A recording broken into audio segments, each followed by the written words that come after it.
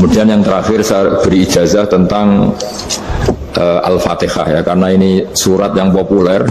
Kalau saya ijazahi Quran 30 juz pasti sampean nggak hafal. Atau ijazah surat Baqarah. Kalau mau Baqarah mau. Ijazahi surat Baqarah mau 2 juz setengah. Mau Mas Asep? Yang Fatihah aja yang gampang ya. Nah, ya kulhu Fatihah ini paket ringan ini. Tapi pahalanya apa? Besar. Ini beda ya, artinya selama ini mungkin Anda baca tapi monoton ya. Tapi ini saya bacakan teks aslinya tentang istilahnya itu mazaya itu kelebihannya Fatihah. Saya baca Arabnya dulu, nanti ini terakhir ijazah. Tadi kan saran-saran umum tentang sosial. Ya, pokoknya jadikan kebaikan itu punya nilai sosial yang baik lah. Jadi nanti orang yang nggak amanah nggak laku, ya calon bupati, gubernur, presiden yang nggak amanah juga nggak laku. Begitu juga kiai yang tidak amanah juga nggak laku, suami yang nggak amanah juga nggak laku, istri yang nggak amanah juga. Sehingga kebaikan ini jadi nilai sosial yang dalam tanda kutip sudah keniscayaan. Ya.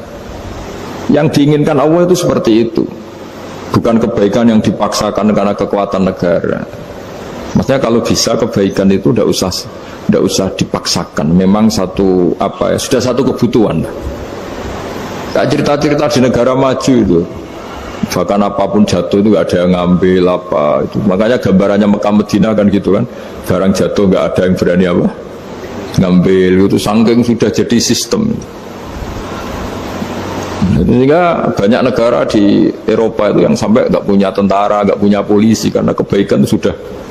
Nah kita kan masih capek, polisinya aja capek, apalagi masyarakatnya, karena kebaikan itu belum jadi nilai apa bersama. Nah kita selain ditopang negara, ada polisi, ada tentara, itu kita usahakan kebaikan itu jadi nilai apa bersama. Tadi wa'tamiru bainakum bima'ruf. Dan kita punya reputasi yang bagus dalam bab ini. Saya masih ingat kecil saya itu yang jilbaban hanya keluarga kiai. Sekarang rata-rata masyarakat itu jilbaban. Dulu yang sekolah SMP, SMA itu jilbaban kadang dulu malah dilarang ya, harus sama seperti itu seragamnya. Sekarang sudah boleh dan nyaman. Lama-lama yang dapat simpatik ya yang pakai pakaian model tertutup seperti itu. Lama-lama kemana cara wong golek mantu ya golek yang seperti itu daripada yang blodor. Lama-lama jadi nilai bersama. Ya ingin saya seperti itulah. Di terminal juga sama. Orang mau makan cari warung yang kelihatan ada ayat kursinya, pakai jilbab, atau paling tidak dia nggak mungkin lah nyuguhkan yang tiren atau yang haram. Akan ada garansi sosial, ada apa? Ada garansi apa? Sosial dengan penampilan yang soleh itu kan, masa iya nyuguhkan oposan babi gitu misalnya itu. Jadi nilai sosial itu harus harus benar-benar jadi nilai, sehingga negara biar nggak capek-capek itu. Polisi juga gak capek kan, karena tugasnya corong Jawa mau ngawat-ngawati tok, tapi sudah tidak perlu tegang karena kebaikan sudah jadi nilai apa bersama. Ya, ingat-ingat ya ayatnya tadi, wa'tamiru bainakum bima'ruf. Jadi kebaikan itu harus jadi nilai bersama. Iktimar itu menjadi urusan bersama. Makanya kalau kita rapat besar disebut apa? Muktamar. Muktamar itu urusan bersama. Ya tadi, imamnya sholat juga menopang Gojek karena nggak lama-lama nopang Grab, nopang Kernet, nopang penjaga Indomaret, penjaga bensin, pom bensin. Nah dia hanya punya waktu 5 menit terus imamnya baca Baqarah kan. Iya imamnya mursyid, mungkin dia tambah lama tambah dapat aplaus dari muhibbinnya, tapi makmumnya dia tambah lama tambah dapat penghormatan dari pecintanya, tapi kitanya wah khusyuk wali kan, dia dapat status naik lah. Kita yang sudah tidak ikut jadi wali diganggu apa pekerjaannya. Kalau ada imam seperti itu sampai mufarokoh saja, niat ya Allah sampai sini saja saya makmum orang itu, silakan orang itu punya urusan sendiri dengan jenengan, ya sudah atau salib saja apa ya, itu boleh. Kalau dalam fikih namanya apa mufarokoh. Mufarokoh itu niat, tapi kamu jangan langsung selonong mufarokoh, niat dulu pamit sama Allah bahwa sekarang mau mufarokoh. Ya, tapi ya jadi sholat yang aneh kan, imamnya masih rukuk, kamu terus sujud, terus apa-apa selesai ya. Mungkin dalam pandangan itu orang lain ini maksudnya makmum gimana ini kok begini. Tapi sudahlah, Allah Maha tahu. Nah, insya Allah dimaklumi. Ya saya baca tentang Fatihah ya, karena sampean pasti sering baca Fatihah. Supaya apa sekaligus jadi jimat lah gitu. Jadi kalau kamu sering di jalan-jalan yang mungkin sepi atau mungkin kan tidak semua teman Grab itu nasibnya bagus yang di Semarang Jogja. Mungkin yang di Kalimantan di Papua kan ada yang 10 kilo gak ketemu rumah, ya kan? Ya lihat di TV itu kan kasihan kan. Sudah 10 kilo gak ketemu rumah, penumpangnya kuwekar preman tuh kan. Ini makan orang enggak kan udah. Kan ujiannya dua. Kalau penumpangnya cantik itu ya kecoba syahwat, kalau preman takut. Jadi orang itu selalu ujian itu. Sing sedengan itu kan jarang orang itu. Jadi kalau penumpangnya perempuan cantik ujiannya itu syahwat, kalau preman ujiannya ketakutan. Kalau orang yang lemah bawa uang ujiannya kamu ingin garong. Jadi hidup itu memang semuanya ujian. Liyabluwakum ayyukum ahsanu amala. Makanya saya sering ditanya oleh teman-teman, Gus, nah ujiannya kenal wong wedok elek piye? Sama, kenal wong ayu ujiane syahwat, kenal wong elek ujiane ngenyek, itu sama-sama dosa. Syahwat ya dosa, ngenyek juga dosa. Wah elek keriting untune metu ya dosa ngomong gitu. Kadang-kadang orang berpikir enak kancanan wong elek gak dosa. Kata siapa kancanan wong elek itu ya dosa karena bawaannya ngenyek. Ngenyek itu menyepelekan itu. Makanya saya itu ya nggak mau berteman sampean. Nanti kan bawaannya ngenyek atau seneng ya tidak tahu. Ya sudah ada takdir saja kalau ketemu ya tak ulang ngaji gitu. Tapi ini ngaji terakhir, setelah ini ngaji biasa aja, tidak usah resmi gini. Ngaji kok resmi aneh. Pokoknya nanti suatu saat kalau pandemi sudah berlalu saya akan ngaji Rebone. Ini ngaji. Ini ngaji yang kurang bagus karena ngatur kiai kurang berkah ini. Nanti tapi ya lumayan lah masih mau ngaji. Ngaji kok tanggal ini jam ini.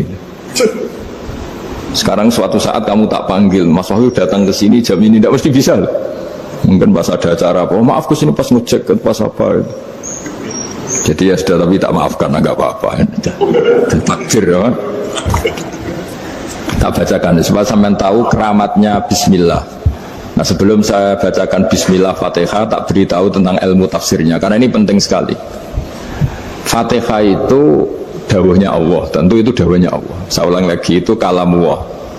Tapi yang sudah diberikan kesampaian ke kita semua, sehingga seakan-akan itu menjadi dawuhnya kita ke Allah. Jangan salah loh ya, Fatihah itu dawuh Allah, tapi sudah diberikan ke kita, sehingga posisi kita itu yang punya itu. Nah kenapa ini perlu dijelaskan? Karena nanti ada kalimat iyyaka na'budu wa iyyaka nasta'in. Kalau itu masih kalam Allah, berarti Allah ngomong ke kamu, ngendikan ke kamu, kepadamu aku menyembah. Masa Allah menyembah kamu? Nah sehingga ilmu tafsir itu menyelesaikan itu dulu ya. Saya ulang lagi ya, sebelum sampean sering baca Fatihah, aku yakin ya sering baca, tapi barokahnya tidak paham itu tidak pernah janggal. Enggak paham itu ya penting supaya tidak iskal, tidak janggal.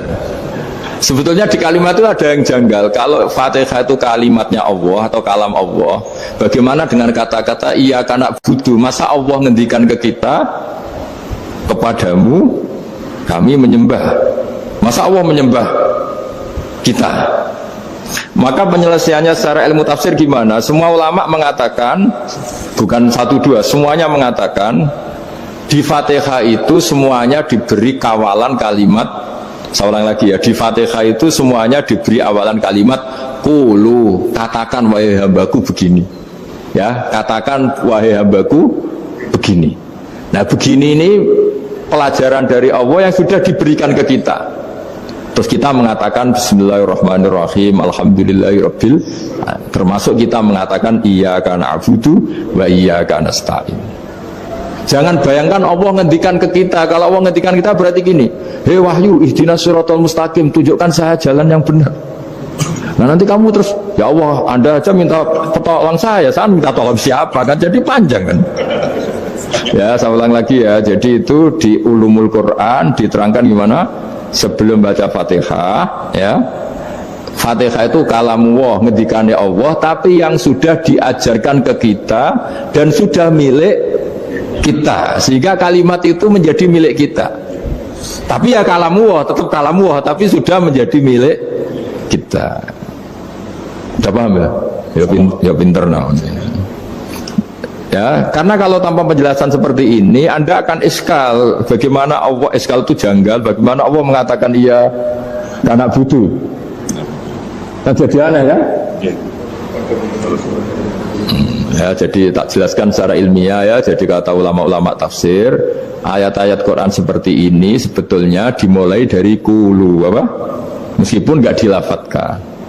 Itu kan sama dengan qul huwallahu ahad Muhammad, katakan kalau Tuhan itu satu. Ya namanya Quran itu kan kalam Allah, membina nabinya, membina umatnya. Makanya dikatakan atau enggak, di sini tersembunyi kata qulu, katakan. Ya. Jadi ya ibarat apa itu?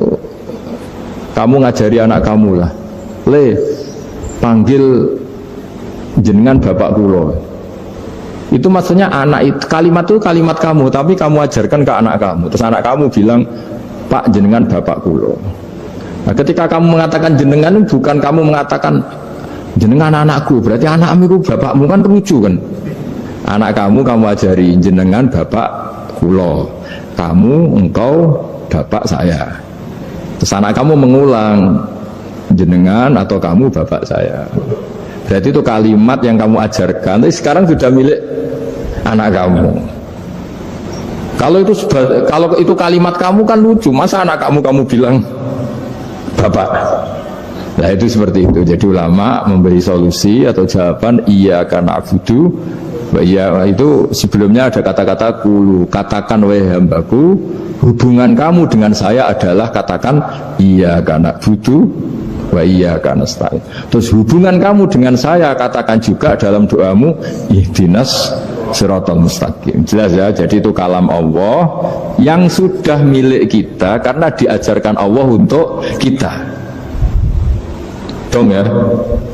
Ya udah dong, gak jelas gak. Tapi bagus, gak jelas itu bagus. Kalau kamu jelas gak jadi dikrem, jadi gubernur. Min azimi fadliha kasratu asma'iha wa fadail ukhra. Ini cerita dramatisnya surat Al-Fatihah. Qala Abu Hurairah radhiyallahu anhu inna iblisa ranna khina unsitat Al-Fatihah. Jadi iblis itu begitu kesakitan. Ini kitab Abu Abdul Farad karangannya Syekh Muhammad Alawi, juga kutipan dari beberapa kitab. Yang jelas beliau sendiri juga ngutip dari beberapa riwayat di beberapa hadis. Halaman 1, 2, 3. Ketika Fatihah turun itu iblis kesakitan, kayak orang sakit gigi lah, tersiksa sisanya karena turunnya surat apa? Al-Fatihah. Artinya kalau Anda baca Fatihah dijiwai, maka Anda melemahkan setan, melemahkan iblis. Wa qala Mujahid khina unzilat Fatihatul kitab ronna fastama indahu asyayatin. Jadi ketika Fatihah itu turun, iblis itu terkapar lah kira-kira, sampai dijenguk banyak setan. Jadi kemana di ICU lah kira-kira gitu kalau sekarang itu, entah COVID entah enggak tahu, pokoknya di ICU sampai dijenguk banyak setan. Enggak tahu bawa apa enggak tahu, pokoknya dijenguk banyak setan. Mana yang nyangoni karena ini apa? Ketuanya apa? Insan sakit. Jadi iblis itu sakit sampai dijenguk anak buahnya setan-setan. Ya semoga kalian semua tidak kenal setan. Kalau kenal berarti teman apa? Wa qalu misla dzalik wa qala lahum laisa mimma taquluna syai'un walakin unzilat suratun laisa ajru qailiha illa an harramallahu alaihi nar jahannam. Saya ini bukan sakit fisik kata iblis. Kamu tidak usah jenguk saya, datangkan dokter terbaik, tidak usah. Saya ini tidak sakit fisik. Saya ini sakit karena ada surat yang diturunkan, yang pahala yang melafadzkan surat itu pasti selamat dari neraka. Padahal misi terbesar saya ini supaya manusia masuk neraka. Sekarang punya tamengnya. Mulai pusing kan? Ya seperti orang lah, goda sampeyan ternyata sampean setia, itu kan pusing. Nah ternyata tidak setia, itu yang akhirnya ribet kan itu. Jadi iblis itu cita-cita terbesarnya kan semua orang itu masuk neraka. Nah sekarang turun satu surat yang gara-gara surat itu siapapun yang baca dijamin selamat dari neraka. Jadi walakin unzilat suratun laisa ajru qailiha illa an harramallahu alaihi nar jahannam. Karena jadi dia shock lah, kalau orang di Jawa itu bilang shock. Aduh sial nasib saya ini umat nggak bisa saya goda lagi karena punya tamengnya tadi punya. Qad batala kaidukum wa makrukum. Rekayasa kalian sekarang itu tidak ada gunanya semua. Nah, ini alhamdulillah di Indonesia kelihatan kan banyak yang miskin, banyak yang susah. Tapi selagi mereka masih sholat, itu keinginan mencari halal itu masih tinggi. Kayak apa kita di tengah kota, jauh dari anak istri, jauh dari tetangga. Biasanya kalau orang jauh dari anak istri, tetangga kan sakar PDW. Tapi yang soleh masih banyak, sudah jauh dari keluarga tetap lurus. Loh, kalau yang dekat lurus kan wajar, konangan wong akeh kan. Ini sudah jauh masih lurus. Nah ini nggak lepas dari barokahnya surat apa? Surat Fatihah tadi. Jadi karena ada surat yang menjamin pelafalnya atau qailiha terbebas dari api neraka. Wa qalat as-sayatinu lahu is ayyusai'in ta'muruna ya maulana. Faqala lahum idhabu wajtahidu hatta tukhfilu qulubahum hatta la yaqulu hadhihi surah. Lalu kita gimana? Jari para setan begitu. Lalu kita gimana? Terus kata iblis, sudah bikin mereka lupa sehingga tidak baca lagi. Selagi masih baca kita pasti keok. Jadi kalau sampean sudah jarang baca Fatihah itu berarti sudah bagian dari kemenangan apa? Iblis. Jadi kalau sampean sudah jarang baca Fatihah itu berarti bagian dari kekalahan Anda, kemenangan Iblis. Masih sering baca? Berapa kali? Berapa kali sholat? Dan sama lagi? Ya, kalau ngajarin itu juga saya juga. Kok 5 kali dok itu? Berarti pas sholat fardu dok itu? Enggak 5 kali itu mendingan itu 17. Kamu itu ngitungnya jangan 5 ini. 5 waktu saja. 5 waktu itu berarti lumayan kan? Berapa? 17 ya? Iya. 17 ya? Ya. 17, tapi kalau makmum tuh sering separuh kan, apalagi makmum terawih. Ya kan? Makmum terawih itu bacanya Fatihah ada yang sempurna enggak ya? Ya enggak lah. Baru alhamdulillah rabbil alamin ruko ikut ruko ini gitu. Makmum kan yang terawih lah Mas. Kalau terawih jarang sempurna ya. Fatihahnya itu. Kan imam sudah ruko. Kamu bacanya Fatihah sampai mana tuh? Baru setengah ya. Ya paling pas terawih aja kan enggak sempurna ya. Apalagi kalau imamnya sing kilat tuh waduh malah. Nah ketika Fatihah itu sebegitu keramatnya, sebegitu topnya, itu setan rapat, singkat cerita itu yang tadi dipimpin oleh iblis yang sedang terkapar apa? Terus tadi obatnya nggak ada, cuma dia shock karena ada surat yang turun yang melafatkan itu pasti selamat dari apa? Neraka. Nah ini gimana saran Anda? Terus sarannya adalah bikin orang-orang itu lupa, nggak baca Fatihah. Nah ini rapatnya iblis. Idhabu wajtahidu hatta tufilu qulubahum hatta la yaqulu hadhihi surah. Kala yuksiru qira'ataha wa la yakunu lahum ajrun wa thawabun bal yakunu lahum adzabun wa iqabun. Jadi saya mohon selama ini Anda sudah baca, tapi mungkin hanya rutin saja. Napa rutin saja? Jadi barokahnya ngaji ini kamu punya kekuatan atau punya semangat membaca karena ini surat yang luar biasa. Ibarat gini, kalau sampean tanya, saya juga sering mikir, masa Gus hanya surat kok punya kekuatan seperti itu? Di dunia ini kata Allah, mulai Nabi Adam sampai kiamat, nggak ada yang bisa menandingi kekuatan kalimah. Kalimah itu kata-kata. Nggak ada yang bisa menandingi kata-kata. Misalnya Anda nge-grab, berangkat istri cuek, berangkat cuek. Itu beda dengan ketika meskipun satu kalimat. Terus Pak, muga-muga dilindungi pangeran, mungkin jenengan selamat. Itu menjadi teduh dan semangatnya luar biasa karena kayak mendapat support. Jadi kira-kira kalimat itu hubungannya kita dengan Allah, Fatihah itu seperti itu. Kamu melafadzkan satu kata-kata yang dibenarkan langit bumi, dibenarkan aras, dibenarkan malaikat, dibenarkan semua penghuni di dunia ini. Sehingga itu efeknya luar biasa. Itu seperti gini ya, kamu cerai sama istri, terus nikah lagi katut babon. 10 tahun anak kamu dididik, ibunya benci kamu. Dan memang Anda layak dibenci. Dididik. Dan sampai nggak pernah manggil kamu Pak. Suatu saat, kamu tentu rindu kan, ingin dipanggil Bapak oleh anak kamu. Suatu saat anak ini manggil kamu Pak E. Itu senengnya bukan main. Hanya sebuah kata-kata. Makanya kadang-kadang orang itu tanya sama kiai, ijazah lafadz ini gunanya apa sih? Itu ijazah-ijazah itu untaian kata-kata. Yang kata-kata ini dibenarkan langit dan bumi dan aras dan para malaikat, sehingga efeknya itu luar Nah ibarat seperti itulah, kamu melafadzkan Fatihah itu melafadzkan kata-kata yang dibenarkan Allah dan Rasul dan semua malaikat, semua penghuni langit. Maka ini efeknya pasti luar.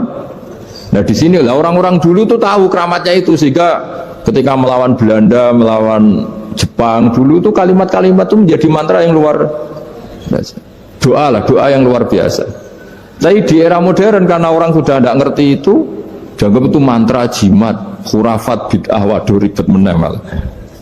Sebetulnya tidak seperti itu. Memang kata-kata ini kekuatannya luar biasa. Sama kesakitan hati kamu juga karena itu. Ngojek wangilan. Lha apa di bojo kok kowe gagah tok kere. Wah, itu seling terus mesti. Padahal kalimat itu kan tidak melukai secara fisik, tapi apa kerjanya sesuk sarasa-rasa. Karena terus dengan pengadilan seperti itu kan, ngapain kerja demi perempuan yang seperti ini? Lagi-lagi kata-kata ini luar.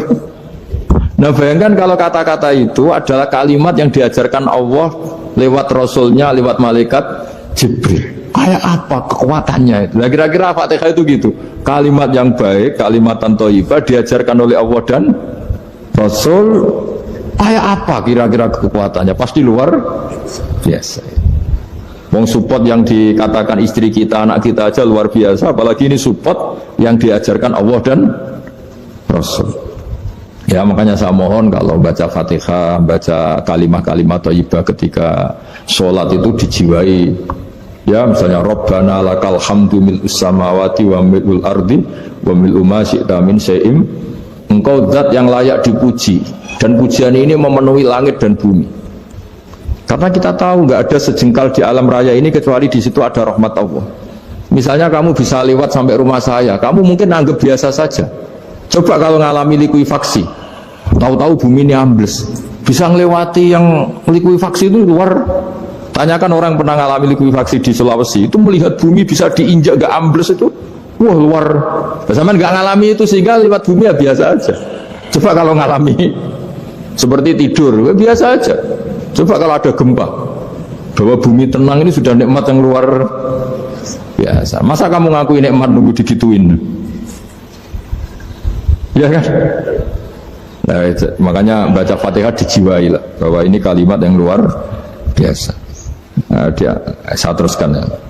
Warwa Muslimun fi sahihihi an Ibnu Abbas radhiyallahu anhuma annahu qala bainama Jibril alaihi salam qaidun dan Nabi sami anaqidan min fawqi farafa ra'sahu faqala hadha babun minas sama futihal yawma lam yuftah qaddu ilal yawm fanazala minhu malakun faqala hadha malakun nazala ilal ardi wa lam yanzil qaddu ilal yawma fasallim waqal abshir binuraini qad utitahuma lam yu'tahuma nabiyyun qablak Fatihatul kitab wa khawatimu suratil Baqarah.